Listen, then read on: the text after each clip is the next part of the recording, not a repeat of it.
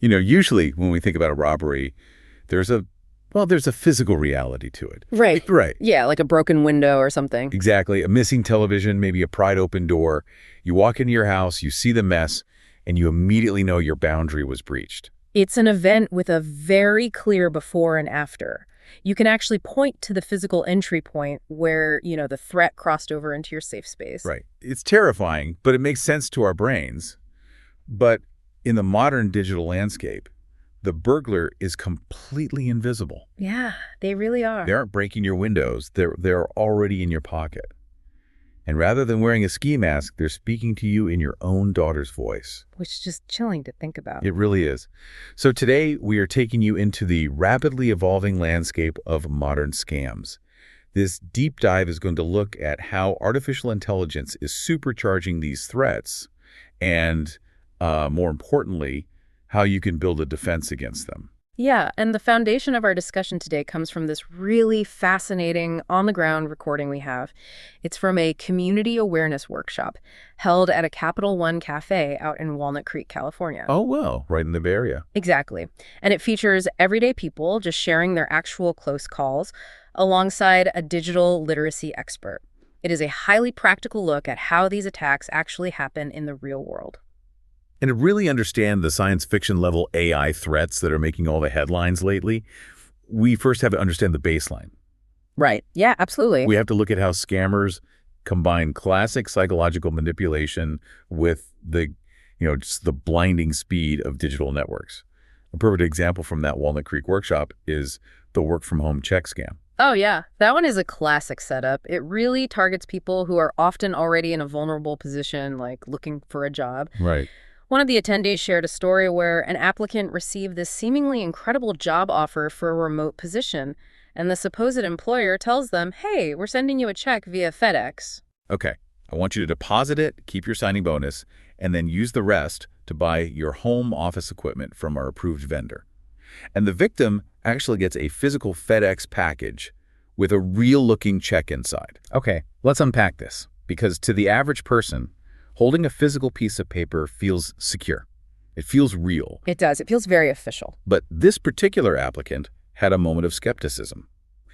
They noticed that the sender listed on the FedEx envelope and the sender printed on the check itself were two completely different, unknown entities. Right. Neither of which matched the major recruiting firm they thought they were talking to. Exactly. That mismatch is the thread that unravels the whole illusion. And it's really crucial to understand the mechanism of how this fraud actually exploits our banking system. Because when you deposit a check through your banking app, you often see those funds appear in your available balance almost immediately. Right. It looks like the money is literally just sitting right there in your account. You see a green number, and your brain says, oh, the cash is here. Exactly. But it's actually a financial optical illusion. Wow, an optical illusion. Yeah, because banks operate under federal regulations that require them to make funds from deposited checks available within a short time frame, usually a day or two. It's just to keep commerce moving smoothly. Right, so we aren't all just waiting weeks to buy groceries. Exactly. However, the actual back-end process of clearing that check between different financial institutions, that can take several days, sometimes even weeks. Oh, wow. So when you see that money in your app, it isn't cleared cash. It's essentially an IOU from your bank based on the assumption that the check is good. So the scammer is exploiting that invisible timing gap. They're relying on it entirely. The scammer pressures you to send real money from your account to their quote-unquote approved vendor for the office equipment while that illusion is still active. Oh, I see. And then a few days later, the clearinghouse realizes the original check is entirely fraudulent. The bank immediately reverses the deposit. Oh, that's terrible. Yeah. The fake funds vanish, but the real money you sent to the scammer is gone permanently. It leaves your account heavily in the negative.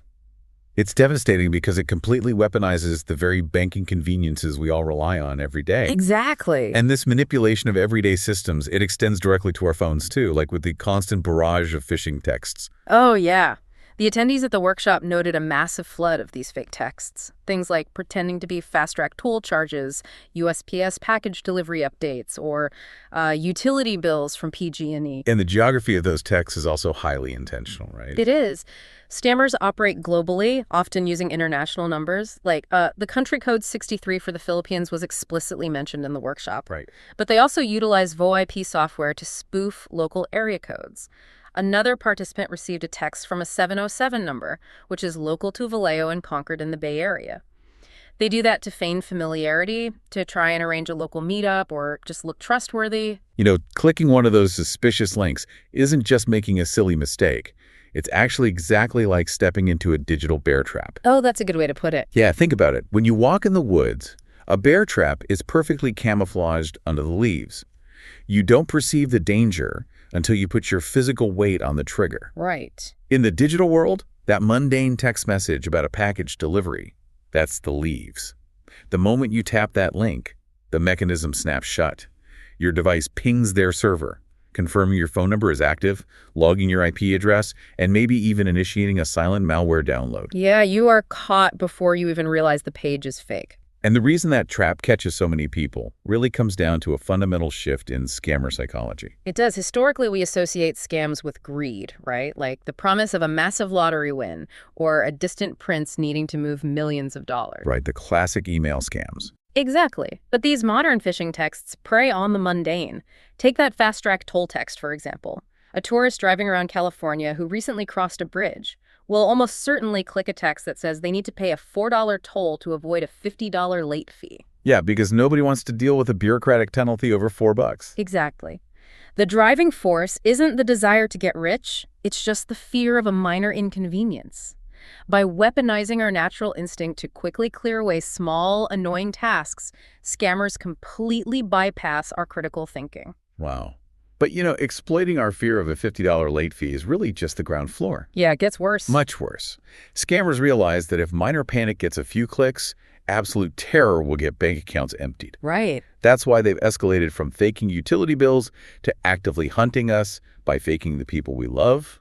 We're moving from text-based deception into highly personalized, AI-generated audio and visual hijacking. The workshop recording gets incredibly sobering when it covers this transition. One participant recounted an incident where her uncle's Facebook account was compromised. Okay. The scammer used Facebook Messenger to reach out, claiming he was stranded and desperately needed $300 sent via Zelle. Which is immediately a red flag. Right. And because this request was entirely out of character for her uncle, the participant did the smartest thing possible. She initiated a FaceTime call to verify his identity visually. Which should be the ultimate proof, right? Actually seeing someone's face. It used to be, but when the call connected, she wasn't looking at a stranger.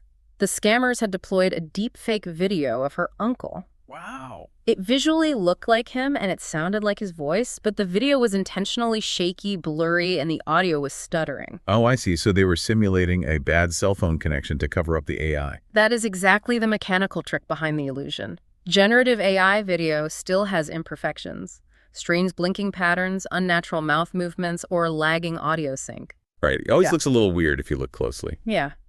So by forcing the video quality to degrade and pretending they have a terrible signal, the scammers hide those visual artifacts. It was basically a pre-recorded, manipulated loop designed to just pass a quick visual inspection. That is terrifying. Fortunately, her intuition caught up with her, right? It did. She hung up the FaceTime call and immediately dialed her father, who is the uncle's brother, and he confirmed that the Facebook account had indeed been hacked. Thank goodness. Yeah, she saved her money. But unfortunately, other friends on the uncle's friend list actually fell for the illusion and sent funds. Man. And if the video manipulation is unsettling, the audio cloning is where the technology becomes a literal weapon. Absolutely. The digital literacy expert at the Walnut Creek Cafe highlighted a terrifying local news story involving a Channel 5 anchor. She was driving to work when her phone rang. Caller ID showed it was her daughter. She answered and heard her own daughter's voice, crying hysterically and saying she was in trouble. Then a man took the phone, claimed he had taken her daughter hostage, and demanded an immediate ransom. It's just a nightmare scenario. It is. And here's where it gets really interesting, and I have to push back on the implications of this. If a mother cannot even trust the sound of her own child crying through the phone, isn't the entire concept of digital trust completely dead? It's a valid question. How do any of us ever answer a phone call again without assuming there's a robot on the other end trying to extort us? It's a profoundly destabilizing thought. To understand how to fight it, we have to look at the mechanism of vocal synthesis.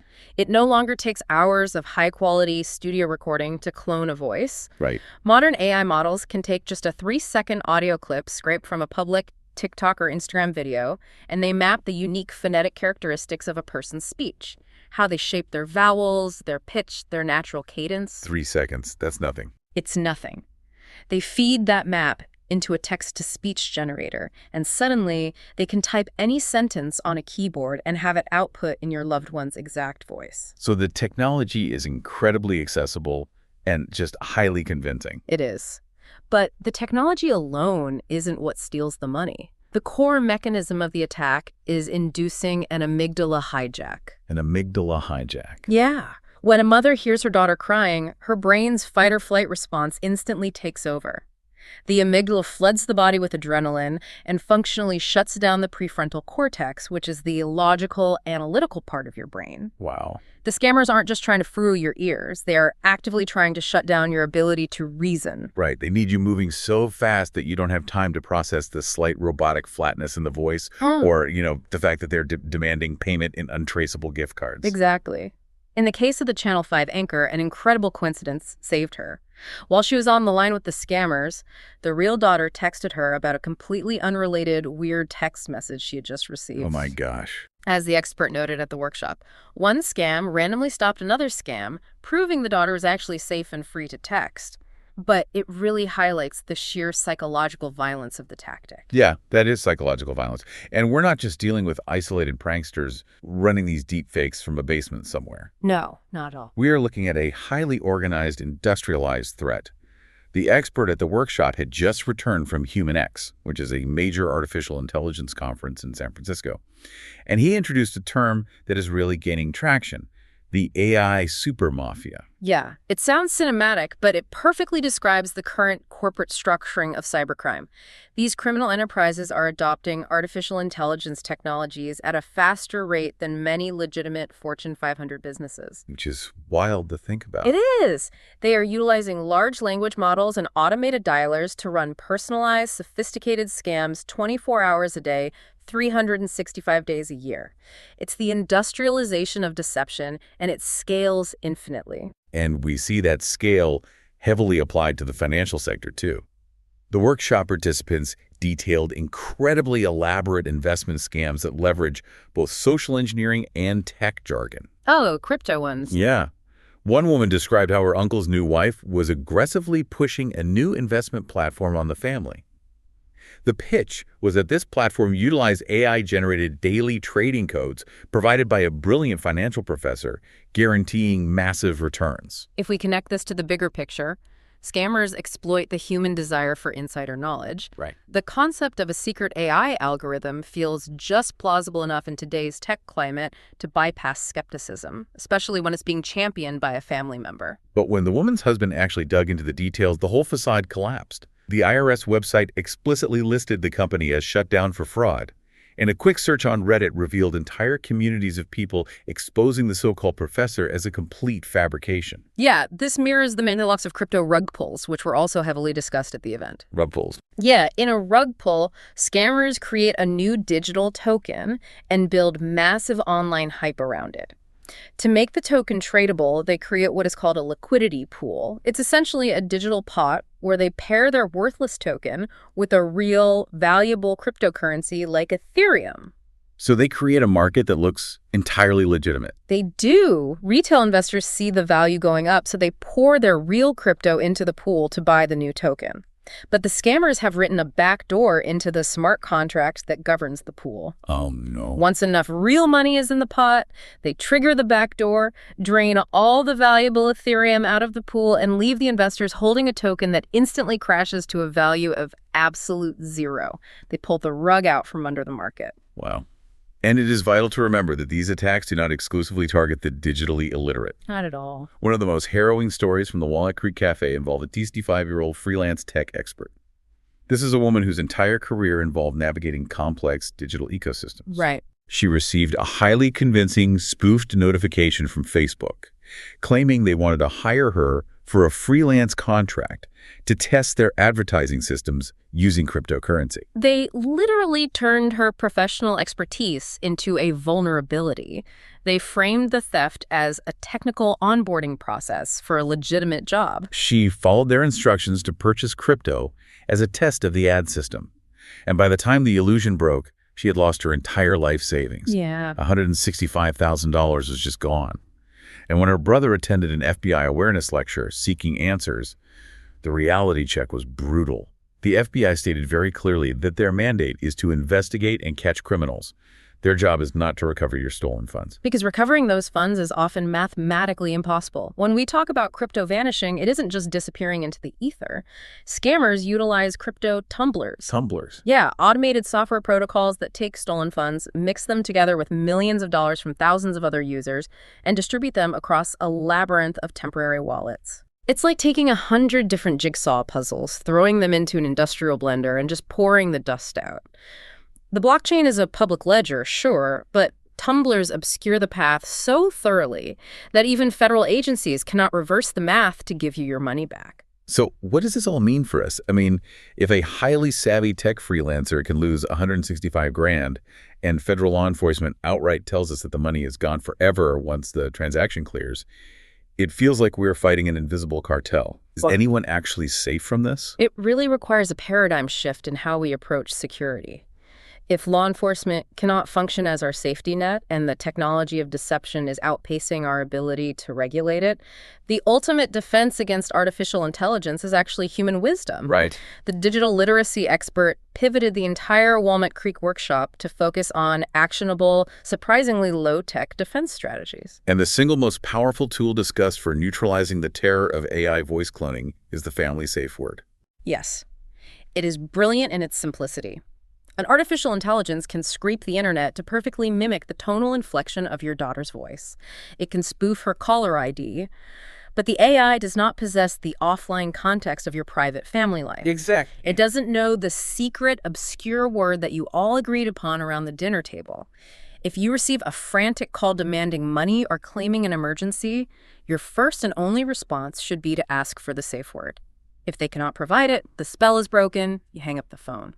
It's a totally low-tech firewall that perfectly disrupts a high-tech attack.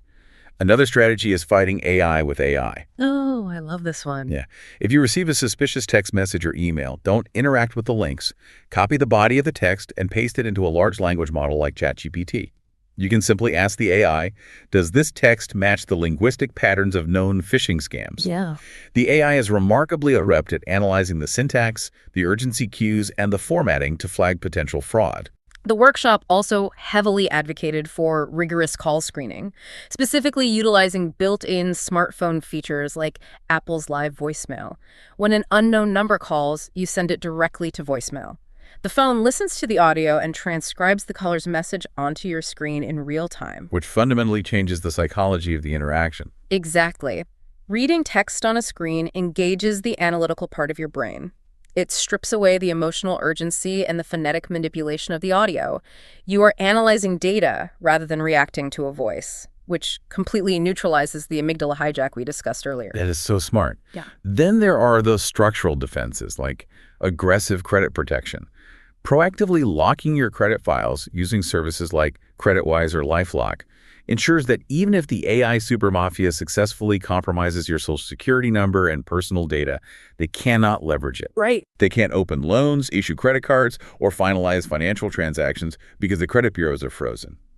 And unlocking those files requires answering highly obscure, historical personal questions that a scraped digital profile just wouldn't contain. And we cannot neglect the physical aspect of digital theft either. The organizers of the Walnut Creek workshop actually handed out RFID blocking cards to the attendees. Oh, that's really practical. Yeah. Criminals have the technology to walk past you in a crowded airport or on a busy street with a wireless scanner in their bag, just pinging the radio frequency chips inside the credit card sitting in your wallet. No, just walking right by. Yep. Placing an RFID blocking card directly next to your credit cards creates a localized electromagnetic firewall. It bounces the scanner signal back, keeping your physical cards dark to digital probing. Okay, I have to play devil's advocate for a moment. We're talking about freezing our credit files, screening every single phone call, carrying electromagnetic blockers in our pockets, and demanding secret passwords from our own children. Aren't we just building digital bunkers? I hear that a lot. But to living with this level of constant vigilance ruin the convenience that modern technology was supposed to provide in the first place? This raises an important question about our relationship with technology. I don't frame these actions as paranoia. I frame them as modern digital hygiene. Digital hygiene. Yeah. Think about the physical world. When locks were first standardized for residential front doors, there were likely people who felt it was incredibly paranoid to lock up their house every time they walked to the market. Right, like, why do I need a key? My neighbors know me. Exactly. Today, turning a deadbolt is just a mindless habit. We simply have to develop the muscle memory to lock our digital doors just as naturally. It's adapting to the environment, not hiding from it. Precisely. The golden rule to remember across all these scenarios is to slow down. Scams are entirely reliant on momentum. The technology requires you to move too fast to notice the mismatched sender on the check, or the strange area code on the text, or the robotic artifacts in the video. That makes total sense. Taking a deliberate breath to verify a claim with a trusted human being isn't living in fear, it's a superpower.